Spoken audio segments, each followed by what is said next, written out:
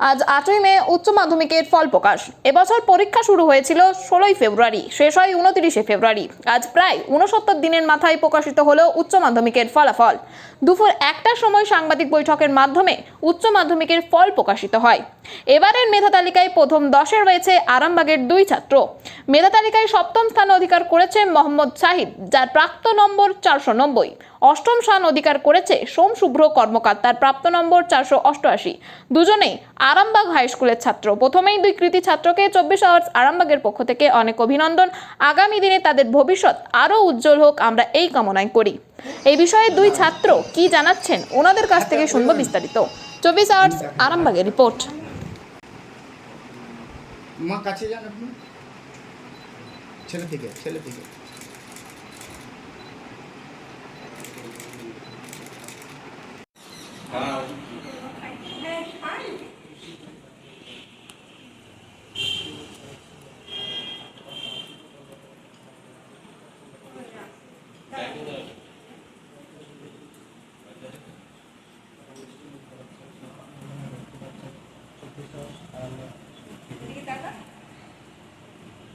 HS খুব বেশি পরিশ্রম করে নিয়েছে, তাই এরপরে কি নিয়ে পড়াশোনা করে আমি এমনিতেই নিটটা দিয়ে দিয়েছি। নিটের রেজাল্ট ভালোই হয়েছে, আর উপরন্তু জেইমের রেজাল্ট খুবই ভালো হয়েছে। এবার মানে মোটামুটি আমার যে লক্ষ্য নিয়ে আমি জীবনে এরকম আমার পরীক্ষা দেওয়া হয়ে গেছে। এবার খালি আমার যে অ্যাডভান্স আমার একটা শখ আছে, ওই অ্যাডভান্স পরীক্ষাগুলো বাকি আছে। মাধ্যমিকে কত রেজাল্ট করছে? মাধ্যমিকে আমি 10th হয়েছি। এই যে পরপর যে দুবার মানে দুবার র্যাঙ্ক হলো, প্লাস হচ্ছে নেটও পেয়েছো বলছো, কেমন লাগছে? অনুভূতিটা কেমন? মানে এত ভালো অনুভূতি, পরপর র্যাঙ্কিং, কি বলবো?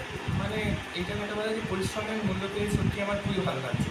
মানে এটা যেহেতু পুরো আনপ্রেডিক্টেবল জগৎ, যেখানে আমি জানি না যে আমার রেজাল্ট কী হবে, জানি ভালো হবে, কিন্তু কত ভালো হবে সেখানে একটা জিজ্ঞাসা চিহ্ন সবসময় থেকেই যায়। কিন্তু এখানে মানে প্রত্যেকটা জায়গাতেই আমি সফল হয়েছি এই জায়গায়, আমি সত্যি খুব মানে এই যে সফলতার পিছনে গিয়ে মেন কী হওয়ার ইচ্ছা আছে? সত্যি ডাক্তার হওয়ার ইচ্ছে। প্রিপারেশন চলছে ডাক্তার হয়ে গেছে, পরীক্ষা হয়ে গেছে। পরীক্ষার রেজাল্ট তো আশা করা যায় খুবই ভালো হবে।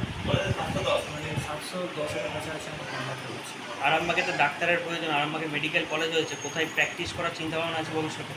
এমবিবিএসটা আরামবাগে না পাওয়ার ইচ্ছা আছে, কারণ আরামবাগে যে নতুন কলেজ হয়েছে, যেহেতু আমার এমসে হয়ে যাওয়ার চান্স আছে, তাই আমি এমসে করার চেষ্টা করবো। তবে পরবর্তীকালে হাউসটারশিপ কিংবা যদি ইন্টার্নশিপ আমি সেটা আরামবাগে করার চেষ্টা করবো। আমার নামটা কি? আমার নাম মোহাম্মদ শাহিদ। কত নাম্বার হয়েছে? আমি 690 পেয়েছিলাম, মনে হয় 490 পেয়েছিলাম। বাড়িতে কে কে আছে? বাড়িতে আমার মা, বাবা, আমার দিদি, আমার ওই বাড়িতে দাদু, আর আমার মিষ্টি না? হ্যাঁ অবশ্যই। আমি দেখছিলাম, এবার যখন ফোনে মাঝে মাঝে দেখছিলাম, ফোনে পেপার মাঝে মাঝে দেখছিলাম যে আনন্দবাজার অনলাইন। তারপরে একবার ইউটিউবটা খুললাম, ইউটিউবে এভিডেন্স লাইভ দেখায়। আমি প্রথমে খুললাম, তখন ঘোষণাই আরম্ভ হয়েছিল। তারপরে একটু পরে একবার খুললাম, তখনই অষ্টম ঘোষণা করলো, এবং মানে কোইন্সিডেন্ট মানে পুরো সেই টাইমে আমার নামটা ঘোষণা করলো, সংশোধন।